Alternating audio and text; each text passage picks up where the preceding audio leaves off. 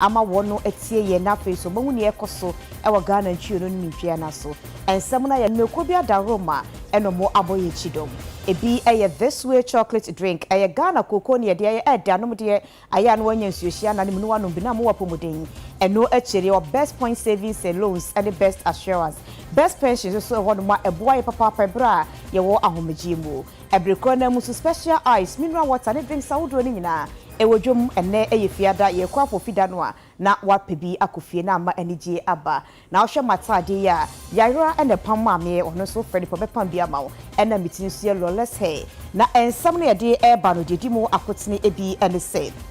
yesi eye wiemuhyen foforo kra ebeboa ama kwantu akoso mantifi mantemu na mpenifo akasa se July de toso aduasa no ne ye wie bibia kama na eko ani ebreko na mu so ena mpenifo de ato tumfo se etu ani se wonhwe na boko ahensem to ne ba ne sa ebeboa ye nyinada na mpenifo akasa ewo Ghana ase dia tudwa se gay lesbian ene fa wone de enye ya mamre enye ye hyehye enu nti eye busudie ni kwanse soso kra ema no eyeyi ensamuno ebika hodo ahwe ba kontem ekua ajiwa kwode majepenie ame ba besomo afi ensamuno nchiremu enie siako mahye a abedweko mo ene hwe ya mamra emrantotoye ene mahye bedwafo no dwumedi awodo so meche constitutional legal and parliamentary affairs openyina wada no eye onimonyafo kwame anyimedu entwi na wakasa edi atodwa achechiri mu se emra yaje atomu edi afa widua ho no enye se yaje atomu se ye ba benom akba be yare anasese bi ye ba benom ama yadwe no akosoro de bi nemu no ye yaje atomu se ye ba bedo na afu se ebeboa ama yedi aye aduro efise enuro bebrewo asase so se ya aya na wi ni bi ewom enti se yaje atomu ne bema kwan edi tumi krata ama obi a obetimi adobie na nya wi bia so ne bedo ne keke ye behwehwemu ye beba wasase ne so ye behwe wi awodo ne ya hwetiri pa ete ye kira wode edo eno ebeboa ama Ghana ye tumpon akoyanimu a ye benya sika edi afirimu onimonyamfo anyimedu entwitu aso bia ndi tudwa chechiri mu se wo ka edi ache Ghana fo nyina da se wi nu a ye ba bedo Ghana se ne yaje mra wo mu se ye betimi ado so kitetumi krata ansa na watimi adobi enye so fiti yape na wo committee da se abrawo no amakora so de enye adwuma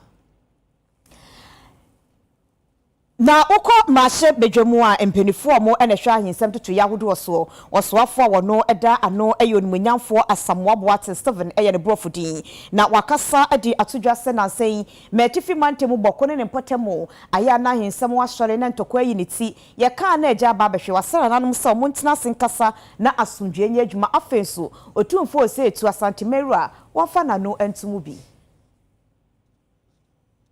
Onimonyamfo Stephen Asamoah Boateng ena ye Minister for Chieftaincy and Religious Affairs wabepiem ewo manhia ahemfie a wokọ nananom atrakunya bedwa kese asoye mekire National House of Chiefs emra womo eye womo enhyiamudie general meeting wo ho no ena one nananom ekasa ena wo kire se wo hwe ahensem ene nsasesem eye piepie mia hodo no eye ade a eha adwene pa ebasa mpuntuo emma efise mpuntuo bia ni wabetimi akọ oman bia so anase kuro bia so a abrasumdwe eniwo wose ohwe boko ahensem ya ama ne muso ewo boko no a eyade eha adwene ye pa enipa pi a womote boko ene ne mpetamo no womunya asumdwe obia etutu mirika efiri honom etude bi kura nsam amamfo keka ne bi wo ha enye nokore wose na no obeti yese amamfo bi asore anadwo de suoma omu ekwa akoye enema bi a ensem fata anaso omu kwa kokum enkrofo bi enso so no emra aban asote ye no Minister for National Security afa Minister for Defense womo ekabo mo mkopi hono ebi wakura na nya saa na tie obesre omo nim se nsem ne bi wo ha omo de ama mpanyimfo a asante no tumfo osetutu a otosumienu eka ho a womo hwesere be ya asomdwie ankasa ebetime pie e wo boko ene ne mpatamo ena afi ahensem bi a ekoso okuru bi aso no etuo betime atwa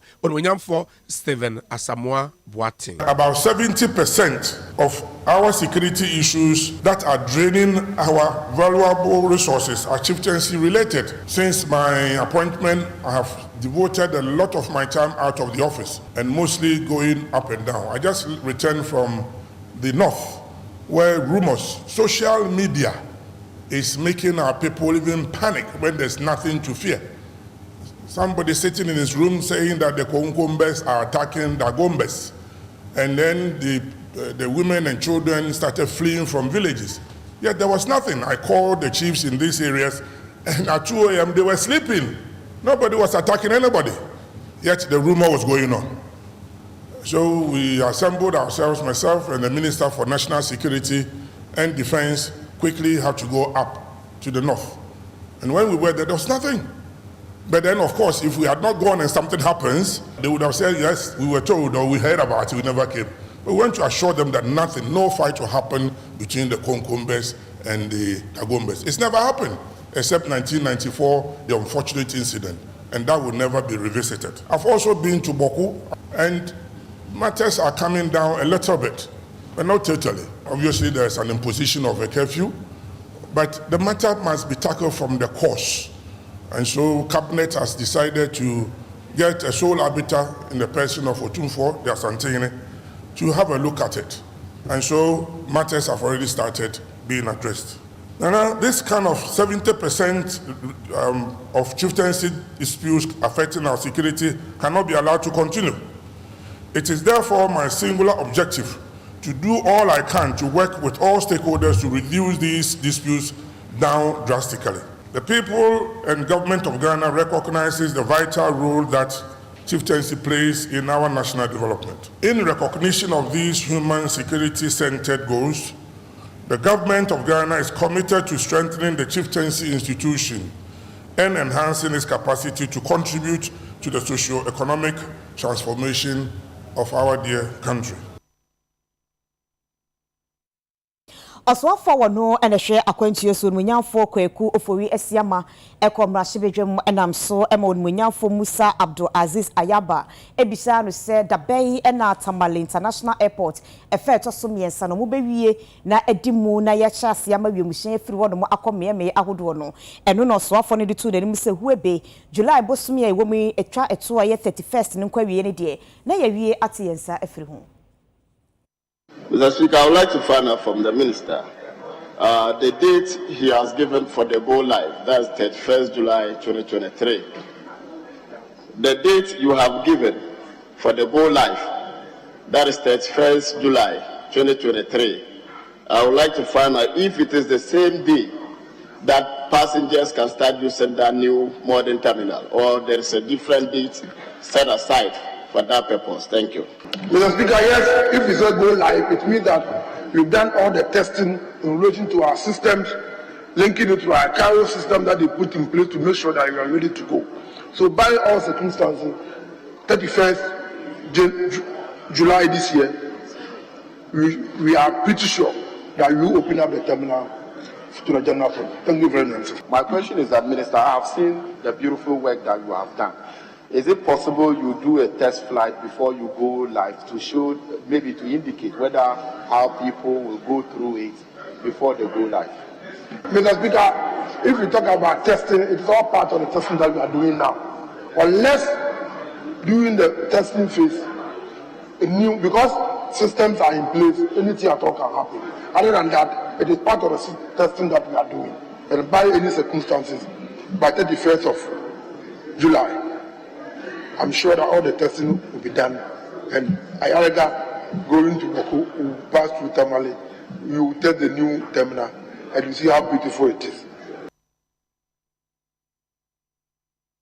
Efiti ya pontemre so ena koko ama ya monani sika nanso nei galamse no ti yetwa koko gu ena oma no so yehim kakra we sika semu enti enam so ama manso kwanta mra hyebedwani onimonyamfo George Kwabena Obein techi ade atodwa sewi emra yaje atum ne beboa ama oma no anya sika ye nkonkrofo ama so nkobobosia emfa menyimpuntu dwuma biem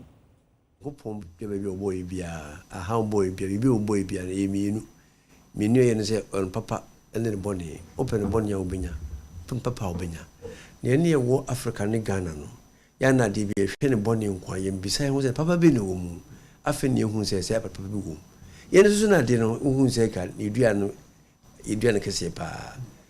ena ye ka eso de bi ko be bia ne ye chiu ne dade no mu yihwe mu ye de anhwa ana de bia ne ye buru nkofo ase enya pa se na ade no ye fe ne wie no taba no obonsam ta no se na ade pa kese nko ane wo mu na nkofo yihwe mu ana wo mu edi hu mfaso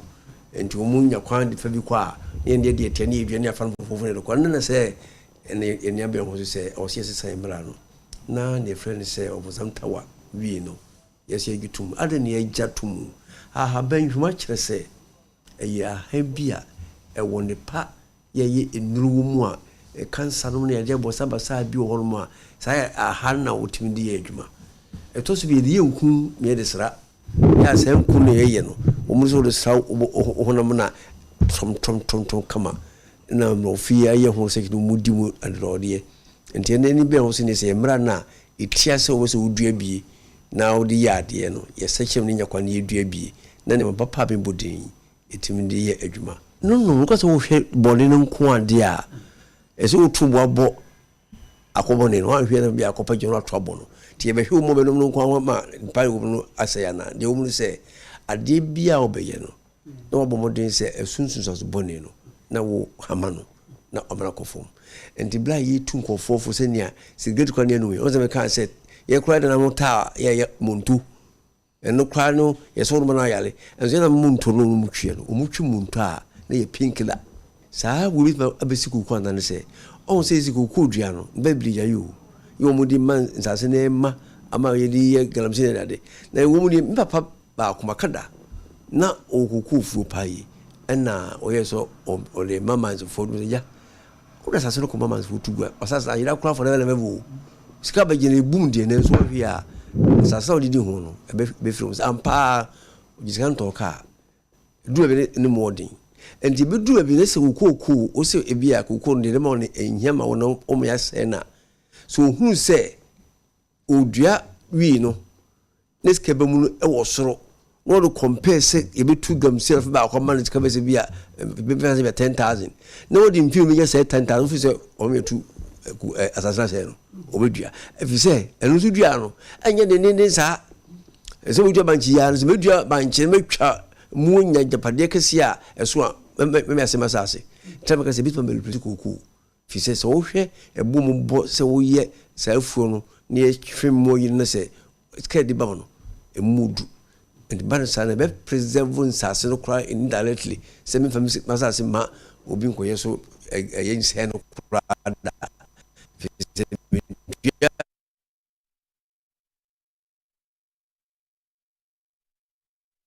Ubo, you come up, not me pause, catch for some color. If you say, be dear winner, a fibaco, the big for mammy, Massassin told the beer.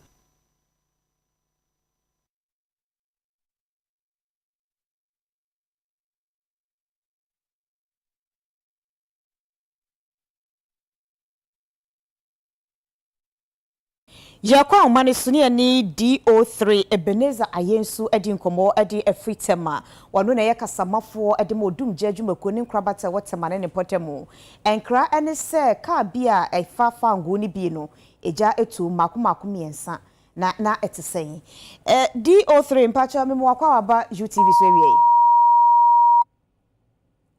Mr. Ayensu hello na yebetwa so ede akọ yanim se ade bakon edaga na ase yetintimra ewo ho no LGBTQI+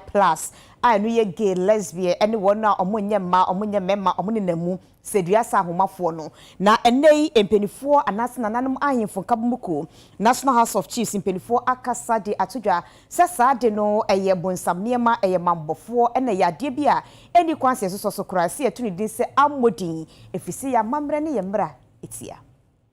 Nananum atrakunja wamo ebedwa kuo kese mekire National House of Chiefs wamo ayenhyemude general meeting ewa menhia ahemfie ewa Asante Mantema eno ena nananum so ede wamo anu ato ensem a abeto Ghana ha a obia eka ho asem mekire homosexuality anase ohwe enhyehyɛ ya parliament so aye a wamo editia se yede so oba ne oba beda bema ne bema beda de enya ade a yebegye atum ewa Ghana ha omato bill ne din promotion of proper human sexual rights and Ghanaian family values bill 2022 eyade ananamata kunya echiremu a omofua parliament so pa na yamane ne yamamre ewo Ghana ha enya ade a nananom atrakunwa betra se se ye besoso saa enema no so eye chiware a ye musuo kura se kuro bie ni Ghana hanom a obekọ asa nhyehyɛ no ye preso na mra eye otetrani edema nananom atrakunwa bedwa kese me kire president edema National House of Chiefs oji ahoho yawo jebi ogina ni nuanom nyina anem akasa ewo nhyemude na se ene o kire mu sei.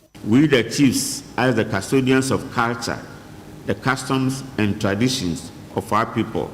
wish to state categorically that our traditions and customs recognize that our Creator, God or Allah, and called variously by different religions, created man and woman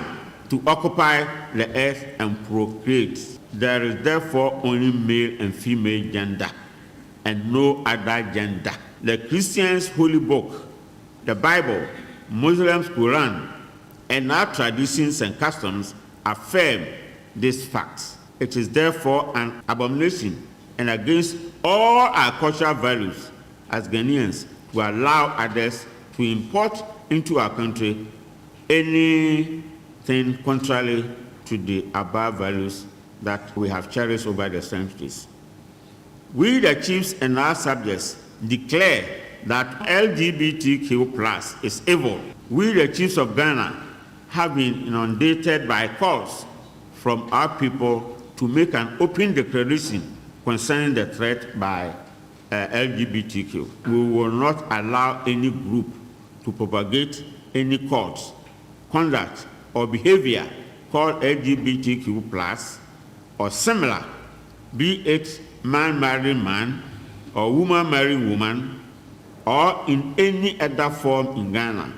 This is an abomination, and we declare as immoral and an affront and infringement of our cherished values. Na sanhemudie ase eyade a Minister for Chieftaincy and Religious Affairs Odumonyamfo Stephen Asamoah Boateng so ebepiem ho na mra nananom ede nsem we etu dwa no ena ono so kasa se ono ankasa se oyesoafo onyintum Ghana man panyin na nado danko akufo ado so enyintum nipa pi nyintum nti nyaade a aban ebesoso so. The issue of LGBTQ, I deliberately refuse to mention the full name, and it's for a significant purpose. It's alien to us. And now you said it rightly, and I'm opposed to it myself. I've said so on countless occasions. And I can tell you, Nananum, our religious leaders are also opposed to it. So we do everything to protect our tradition and make sure we don't buy into any tradition that is alien.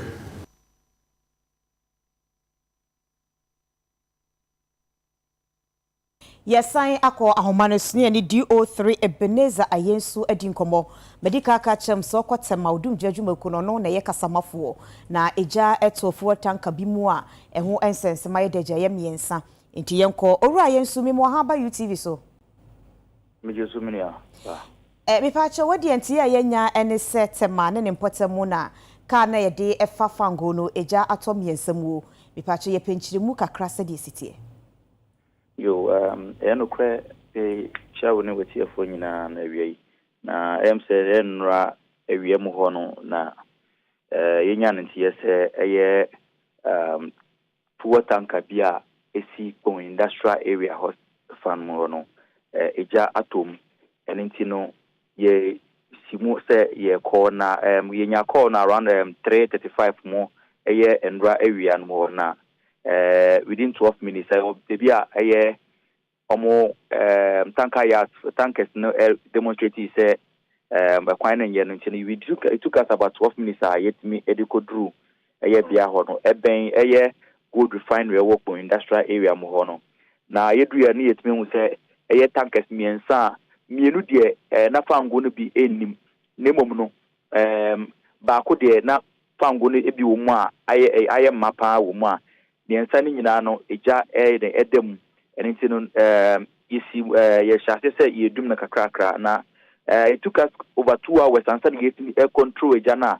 fe the spread na fe etimi spread kono na abrase na nyame enchade no explosion bia entimi NC enam the intervention of fast men na ekoye nti no entimi explode na ohwe so apart from that bi so a SUVs be spending so ben hono so because of the heat na if tankers move no mo hwe na da fidie no so na it me she no kakra ne honam kakra but man should have affect car inside but affected in the side no see me know no de cars no ni nyina no the product na ewo mu no de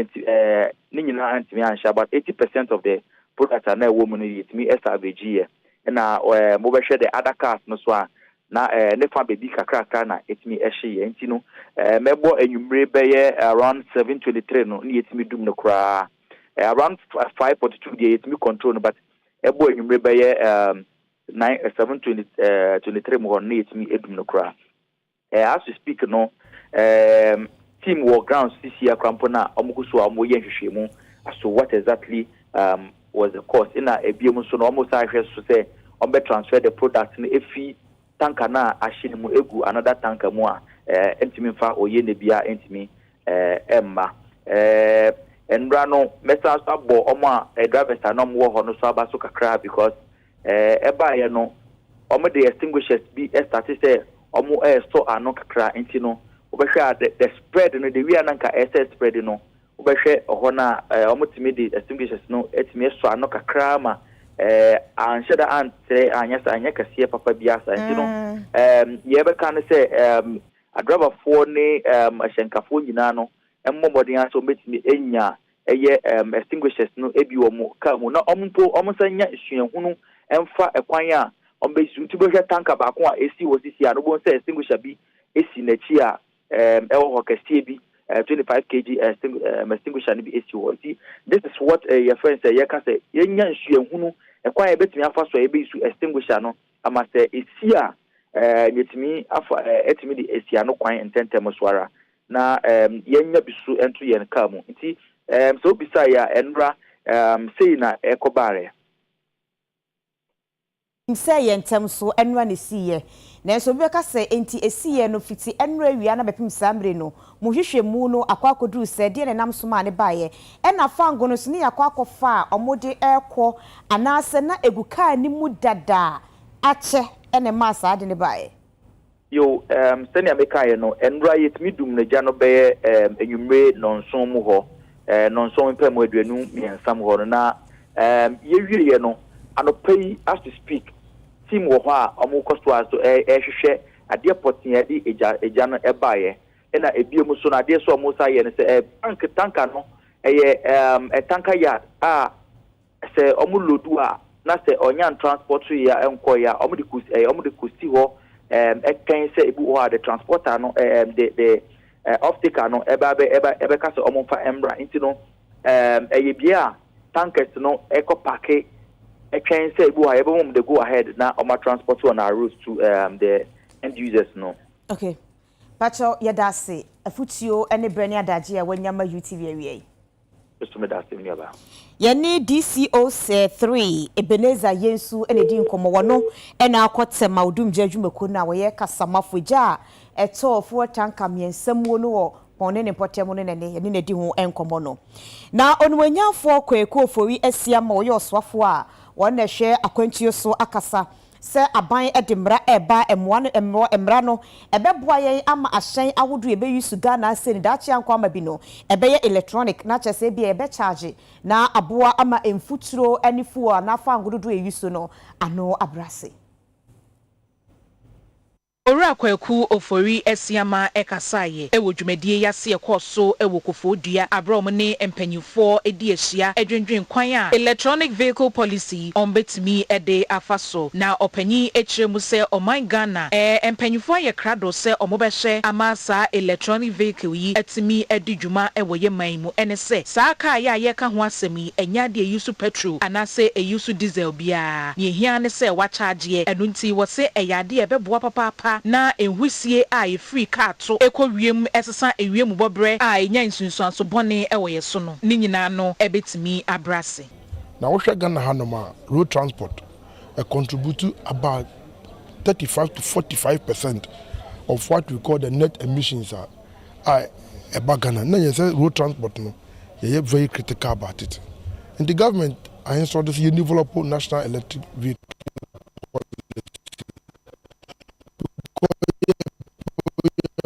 to carbon dioxide be Europe say by the year 2030 omunye what we call cars now yedi petrol and diesel a power no bio. Norway crowd almost by the year 2025 omunye bio. And now say asudi die so. Yan hwe na yan mine no amaye grounds a man for the cars na babegu. E bedu mi become just papers you so. The science you be we are sick ye bi. Epoye mantem so afo onimunyamfo Seth Kwame Champon ehye Ghana de hye enkran sesesi ano ewiase ekonanim eno nti electronic vehicle yi a abai yensom na yemfandi dwuma akwantuo nhyehyeye nti ewiase ni nyina no gitu mo se enkopim se enfie mienu ada yanim ekire no ebehyaase e de samra na yadwuma ewiase afana nyina na mombotae ne se enkopim be enfie duenu ekire no na wo se oman bia timi siesie ne ho esansa saa na ewiase no ekọ no ntina mka se mreda ne no ada ne ho bi wontwe nka se wo kwan anye nti no ene wonmo mo ye hyen ema wonya bi twi no sebe ose enhyehyɛ se no di gwakwan mo so na ne ho bi kana nkrante dodo yufu ena brantan bae obaka se wonu afuo so obe ye adwuma no saa na ose ebobra. Deputy Minister of Transport onimunyamfo Herbert Krampa edinsem sei etudwa vehicles the only available option in the not so distant future, and their target is to ban petrol and diesel powered vehicles completely by 2040. We have an opportunity here in Ghana to take advantage of such technologies as part of our energy transition framework to not only reach net zero by 2070 but also create millions of jobs for our people, provide skills training for our youth, build new industries across Ghana, and prevent millions of premature deaths. The energy transition framework will ensure the use of electric vehicles as a clean and efficient alternative. Ghana yentiasie ewo nkraman yade mu no ayana eyetena kakra eno nti Ghana Health Service pedifo akomadina akwakoye dakru dwumedie de afa nkraman yade ho akire wono mu won nkraman ne se aye omo nkraman no omontanfo omo kwa yaresabia ne mo onwo pane na afensu yanhwese be krakro mu a omo ne nam abontene keka nkrofo Ehwehwemu bi akoso kire se ukọ baby a afitafo wo ayeka no se mechanic shops a wo bepie mu asante mantem a suame mazi pa ne di mu ntenteman no atena ya wi apomode ho nsem so aye ne se hwie be 2030 mu no enkrama ya refriend Rabies ebetumetu ase ade afiri o my Ghana emu no otim se yare ase wo kraman so na se gina moaso na se wo kawa nipa utimenya bie anampo sa abo no yare ne bi wo no ho na wo do nsafa no ho bebre a yare no so utimenya bi firi mu ne sai so nti empinfo gina so ma National Rabies Prevention Campaign wo pa ho toma ewo nkran Madina na Director of Public Health Dr. Franklin Asedu Bekwen Kasawa said it to ja. So bibia wo krama bia no pe ne hu ne se wo de ne beko ne awo ne mpane na abo na yare yetimesi ano kwan wo my Ghana emu. Rabies presents with a varying symptoms like fever, headache, excessive salivation, hydrophobia, muscle spasms, paralysis, and mental confusion and death. And these symptoms by states at different times depending on the location of the bite. Rabies can easily be prevented through the following measures: limiting contact between humans and potentially rabid animals, immunizing animals like dogs. I asked and I heard the rabies vaccine costs 25 cedis.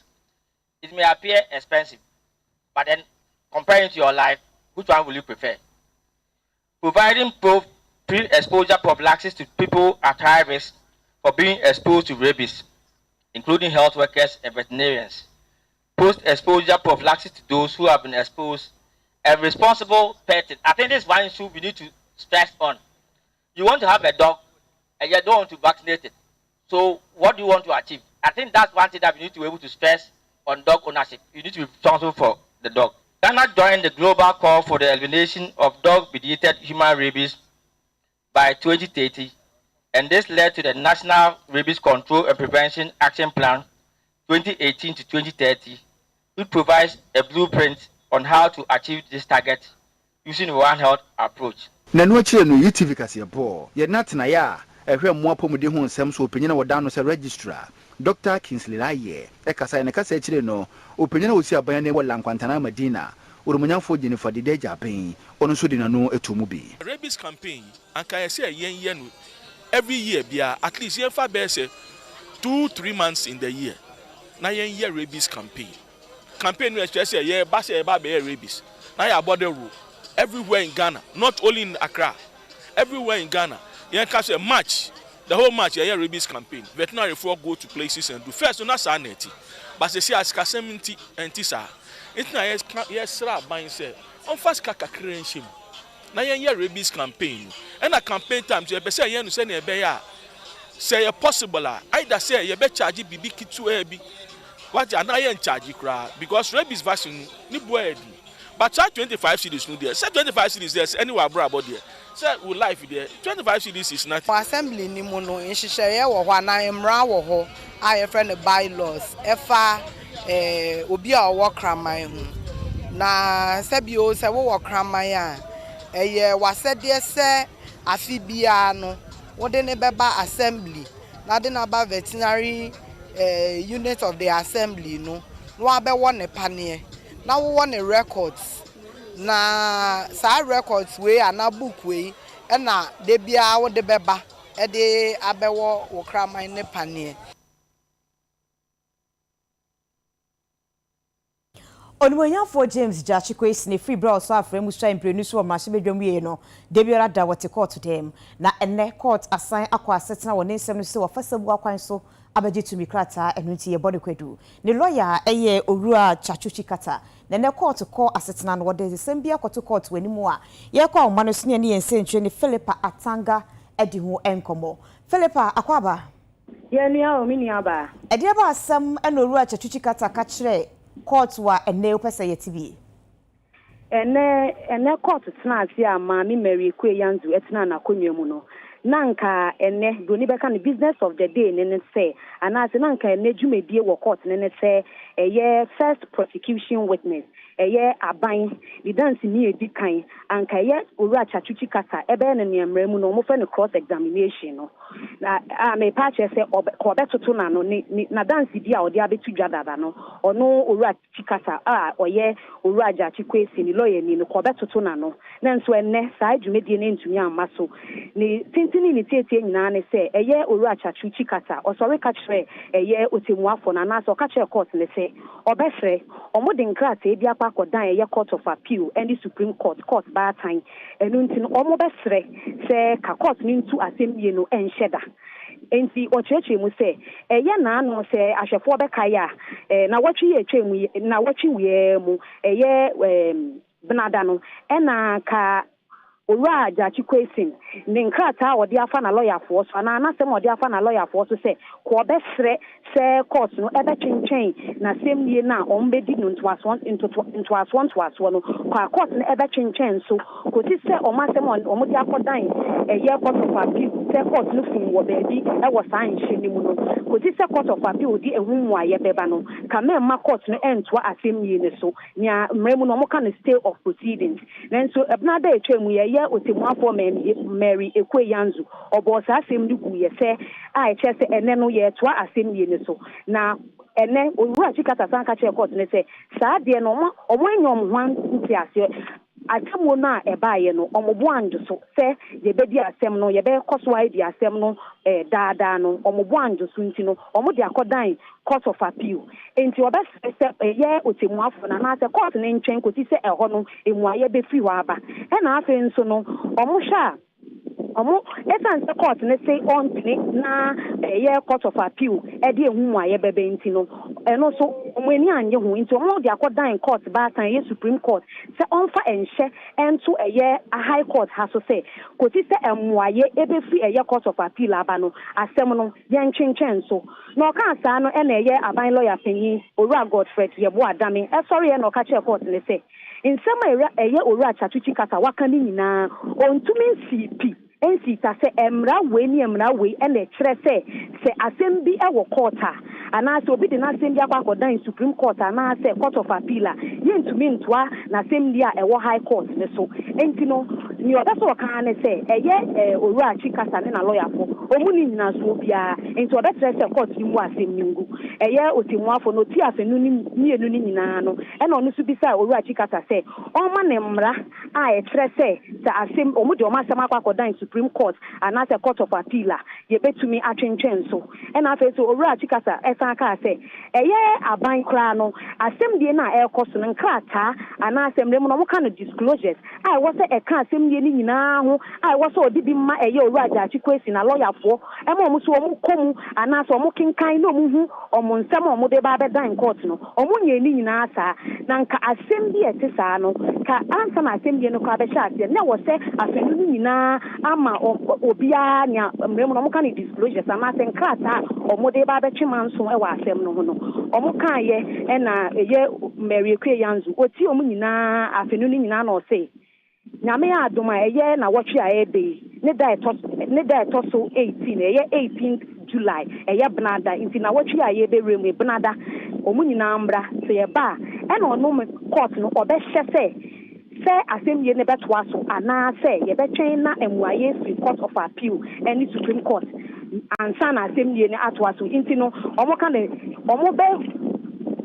na watwi a eba bebe eye Benada e na court ne be che se assemble no ye toa so ana se ye ntoa so ye betwen kosi se emuaye ebe free Court of Appeal any Supreme Court aba e na ye sorry assembly so ye ba abonten no etitafo no na omo wo ha omo bo se enti eye aban lawyer pini ono so ne ye kasaye no ka aban lawyer pini abedi echire Alfred Chianye boa oni extension for kasaye no ka se omo de omo ni ha ubia emra ene ye ba beka enti ni omo beka bia omo de omo agi atu na omo onimpa se eye Chikwesi na lawyer for no ni omo ye no ne omo botai nyina ne se omo be ma asenie no nyan roni beka nse ebe delay just enko wa na ne wo se ye di asem no to no ye de to enti ni omo ko omo bai na omo se omo achon krata we omo di we akoma we ni nyina ni tintini ni tie nyina ne se omo peta asenie no ye chinchan so saa na mom eye Director of Legal Affairs ema NDC amanyo okuno eye Abraham Amaleba ono so ni essential for kasai na ono na ka say na ye kan hi na ye yie say ye nyina ya ba court na ye di asem aba be dan court na wo de on krata eno na wo de be kan wasem wo court no ye won fa ni nyina maaye enu nkwan sa asem ni koso na kosi say muaye ebe fi eye Court of Appeal ana say Supreme Court aba no asem ni no omo mpene say ebe to aso ena ye bisa say nenti ni aban lawyer pinyi ka say omo fa kwan bi so ana say kana na kwan bi so ama asem ni no atwenchen so sa na che say enko wawa na eno so de na o ka fa ho eno say eno no nya nokwe omo pesa atentini ni na ye adwuma na eno no enye nokwe na na nso Owura Chikwesi na nkasa oni etitafo na omo bo se ewe nim ho no ekokasae o ka che omo se oda omo ase na echita na omo di tai nechi ana se enwa na omo bua no ase de bia court no etna so omo ba be tai nechi no ogidi se enyo no nkwa na omo ya ama no na emu omo ya ama Ghana e na ase nso omo bua se atentini ni ebe ye adwuma enti kasa tesi ade na watwe a ebe Benada ene ye be santina asem so jo mo ene wamane bo court nsam de ya ne ye jai e de amado ogina court ho no mo ene Owura James Chikwesi court nsam de free mu ba ye no ena ye nsentrio ni Philippa Atanga e de free court dem aba abesomo ye no na won se empempi no aya na ye ka fa ngubo aye den Mikofo station menya bi ena meka ne tuontutuo no ye fa ngwa mede agum ni ntia eno nyina da na empenifo adwene ho se da bi se wiase akonanim eno nti ahyen yahodo aba ye mfa fa ngu ehu mu aye charge no ye electronic ones ni bia ye nso ye di bi eba Ghana ha enam somo so afo be de cho na hwe ahodeni ye so akasa edi atudwa se esi etimi nyantia se ye wo mu nti no omo aye workshop afa ho acheche Ghana fo mu Epoye mantem so afo onimunyamfo Seth Kwame Champon ehye Ghana de hye enkran sesesi ano ewiase ekonanim eno nti electronic vehicle yi a abai yensom na yemfandi dwuma Deputy Minister of Transport onimunyamfo Herbert Krampa edinsem sei etudwa Electric vehicles in place of internal combustion engines seems to provide that long-term answer to the challenge that we face. Government is determined to reach net zero CO2 emissions by 2070. And to achieve that, the Ministry of Energy is very clear in our minds that the Ministry of Transport is a priority sector if we'll be able to achieve that vision and for it to see the light of day. The Ministry of Energy is collaborating also with the Energy Commission on a Drive Electric initiative to promote alternative and productive use of electricity beyond industrial, commercial, and residential uses to power vehicles on our roads and enable us to meet our climate targets. And we're working to increase electricity demand to match supply as a way of partially addressing the electricity generation overcapacity we currently have. Penny Quantrefo, our DA planning and evaluation, ano ewo Ministry of Transport, our Jina Air Sector Minister Nemu Oraire Irene, Messiba Ekasaye Echemuse, Nancy Krano said the Fango Bo Ayedin, Ankasa electric vehicle see Abe, Ayadi Ebeboa ye papa, and Unti was a Ghana dishina, Yenintum. The high dependency on fossil fuels, combined with other factors such as traffic congestion, has resulted in the transport sector becoming a net emitter of greenhouse gases. The experts have said that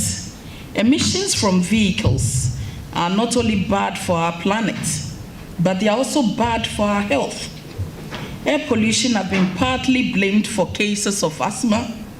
bronchitis, and premature death. Munyamfo Justina Marigold Asan enso eka se woba mantem honomu a Nyankopon adom mo lithium eno no eboa emomu etumi de yeka batteries ene ho enkro ne ba hodo a ni nyina no senka yebeso electric vehicle yi mu a anka ebeboa ye papa na afenso no apomuden ensem a enkoyi a ni nyina no efri enhusia yehua edi free car to no anka saa de ni nyina to ebetwa. With no tailpipe, pure electric cars produces no carbon dioxide emissions when driving and also offer a pathway to reduce our carbon footprints, improve air quality, and foster energy independency. The government and embrace a greater future. Electric vehicles are not just a technological advancement, but also a gateway to economic growth, job creation, and reduce dependency on fossil fuels. Ebra edikan kra wa Ghana ha sei na apomuden empenifo anasa dwumayfo a omokolebu abanya resabia aye operation na yeyi obi sabo anasa ne kidney ede ama obi a woyade ewomu se ye ne Ghana ha no pepepe ma bibia ekoyie a doctors ne bi efri amonone ebaye we enam so amakolebu empenifo ene sentrofo akasa a chechim sadia procedures no esi ekoye. Penny Quantrefo a wada kolebu abanya asabia no Dr. Opoku Wariampoma na de nsem we nyina no to nsentwefo anim ene wo kire mu say kidney transplant operation we no a wo mo ye no eyade obetimi aka ne people ede ne sese ne bo say Ghana fo adokotafo apabene a wono wo kolebu abanya asabia ho no ene wo mo enam mo sa so wo ye wo mo anya se bi wo mo kwakra no wo mo de obi afiri amanone so ye buroni o san so ye bibini no kwakwa ye pabene wo ho no mo fa sa afa no anza na bi aba be ye sa operation ni nyina na emu wo manga so mo die wo Ghana hanom ene wo mo ede wo mo eye ya wo nyanso asene no ede free first sky group for enchen na ebra Dr. Opoku Wariampoma ede ensem otudwa no ene wo kire mu say the pedion mu ye kidney na sabo no ye bibia organa ehohoro mojanum na ema ye jonso na binimo wa modie no atoho atochema mienu ne oyobia bia wo mienu na se mienu na ho tochema na je se wontumi ohoro mojanum e de ho susu anso bebre ema nipa tumi fimu ewu na ye wo bibia efe ne dialysis program a je se ye de machine efidie ye be connect to efidie na efidie no ahohoro mojanum ama na sa dialysis no obe no premier no na premier nsa na otwe bia afebo ye fre brashe bedwa fo no say omo supporting because sesi ano na say wokọ amanone a omo aye imra a je say obetumi aye samanso say se bia wonni ho a na say wo frimu a ye betumi yi wo wakoma na say wo kidney na say organ bi e de ama obi a ohia obi a oyare na say ono ne organ na touchma na ye de saving life odo we fi mu no na living wo mu pono kwa no wo de boa wo bi nti omo aye sa legislation am for signing nti se obi fi mu a yetumi use ni organ no e de ba Ghana ha ni sambra no bi nti ye be hye embrashe bedwafo no mpenifo no se omo hwe na omo ye sambra no bi because omo ye sa na then ye betumi nya a lot more organs say omo hia sa transplantation no ye betumi dia mo but se ano de because you need sambra nti no say this obi a wunue bi ana say obi a one wo moja ese compatible and ono be donate amount. For the past 6 years, First Sky has been supporting the dialysis over the total cost of 13 billion Ghana cedis. And this is continuing every day. And the cost is increasing. Every patient goes for session 3 times a week. And as we speak now, the cost of each session is about 400 Ghana cedis. You could imagine someone on dialysis for almost 10 years, 15 years, and the total cost spent on these medical services. That is why we've decided that the solution to this will be the kidney transplant. But unfortunately, this could not be done in Ghana for some years ago. And all this is being done in India at a total cost of about $100,000 to $200,000. I personally sponsored about 4 of such patients to India. And I believe that it's not worth for us as a country to be investing in other countries' economy. That is why I decided to put a team together to look at the ways that this could be done on our soil.